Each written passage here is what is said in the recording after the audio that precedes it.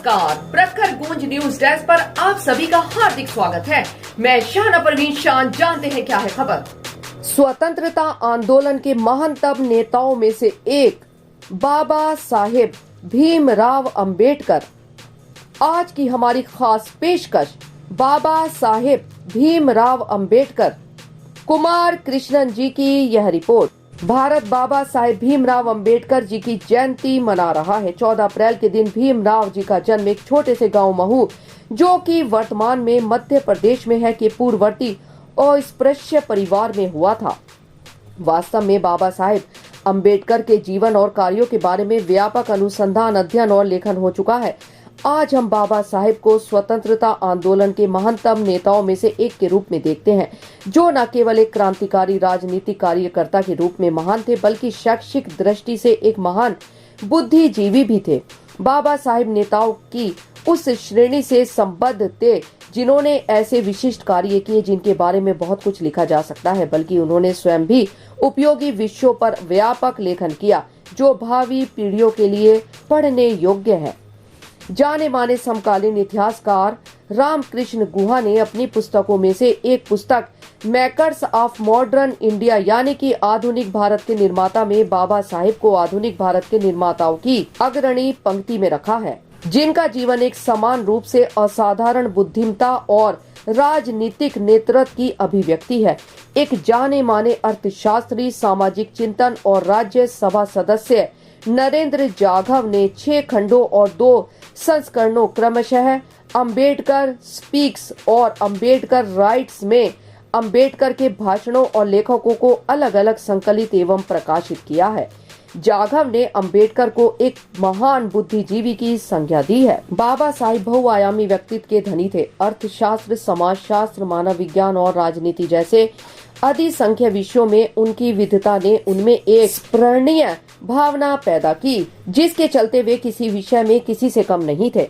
इन दिनों अत्यंत चर्चित विषय अधिक मूल्य के नोटों का विमुद्रीकरण की परिकल्पना बाबा साहेब ने उस समय की थी जब वे अर्थशास्त्र के विद्यार्थी थे।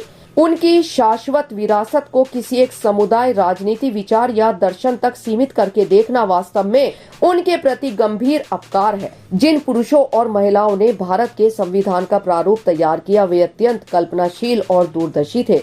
बाबा साहेब उस प्रारूप समिति के अध्यक्ष थे जिसने विश्व के सर्वाधिक विविधता वाले राष्ट्र के लिए सबसे लंबे संविधान का निर्माण किया।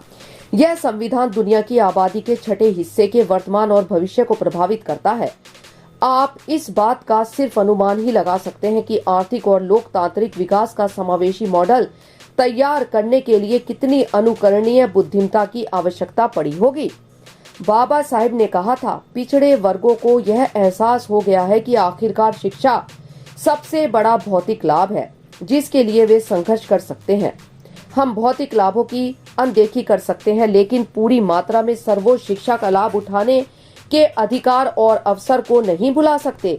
यह प्रश्न उन पिछड़े वर्गों की दृष्टि में अत्यंत महत्वपूर्ण है जिन्होंने तत्काल यह महसूस किया कि वे शिक्षा के बिना उनका वजूद सुरक्षित नहीं है।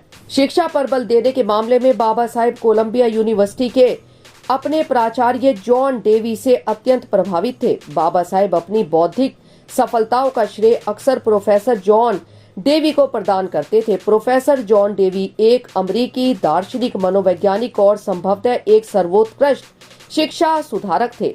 बाबा साहेब औपचारिक शिक्षा विदेश में प्राप्त करने के जबरदस्त समर्थक थे, ऐसे समय में जबकि कानून की शिक्षा ब्रिटेन में प्राप्त करना अधिक लाभप्रद समझा जाता था।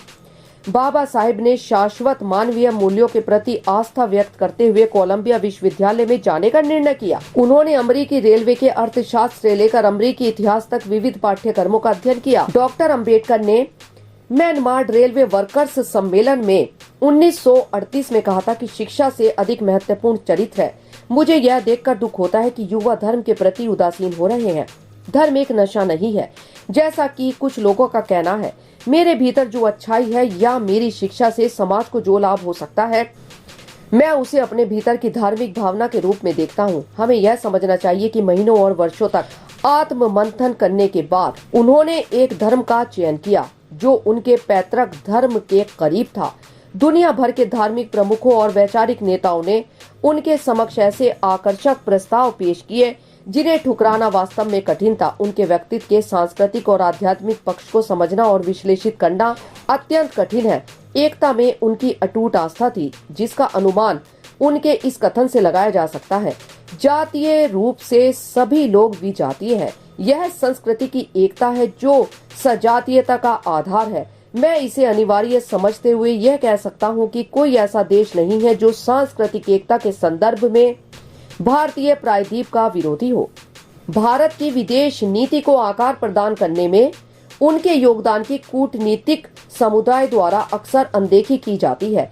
भारत पर चीन के हमले से 11 वर्ष पहले बाबा साहेब ने भारत को पूर्व चेतावनी दी थी कि उसे चीन की बजाय पश्चिमी देशों को तरजीह देनी चाहिए और तत्कालीन नेतृत्व से कहा था कि संवैधानिक लोकतंत्र से स्तंभ पर भारत के भविष्य को आकार प्रदान करें। 1951 में लखनऊ विश्वविद्यालय में विद्यार्थियों की एक सभा को संबोधित करते हुए उन्होंने कहा था कि सरकार की विदेश नीति भारत को सुदृढ़ बनाने में विफल रही है।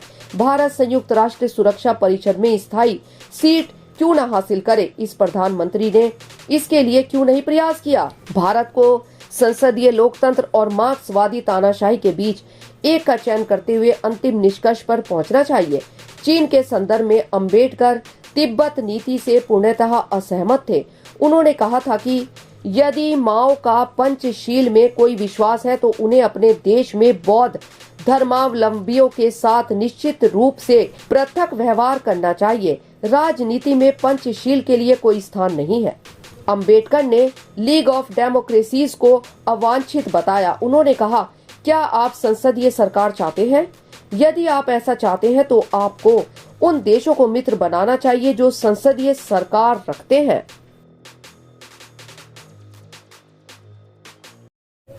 आज केवल इतना ही। और अधिक ताजा तरीन खबरों के लिए जुड़े रहे प्रखर गूंज न्यूज डेस्क के साथ।